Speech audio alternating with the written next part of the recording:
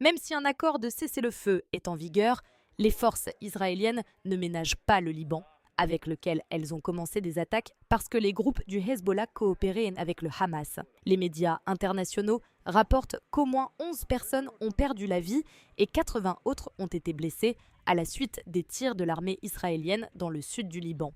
Les mêmes sources indiquent que l'armée a ouvert le feu sur plusieurs manifestants qui s'étaient rassemblés pour demander le retrait des troupes israéliennes après l'accord de cessez-le-feu.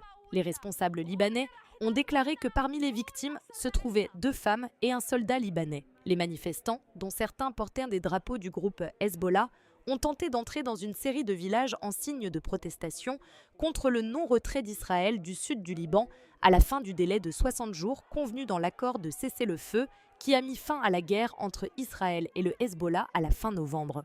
Israël a déclaré qu'il devait rester plus longtemps sur le territoire car l'armée libanaise n'a pas été déployée dans toutes les zones pour s'assurer que le groupe Hezbollah ne se rétablisse pas sur le territoire. L'armée libanaise déclare qu'elle ne peut pas déployer ses forces sans d'abord retirer les troupes israéliennes.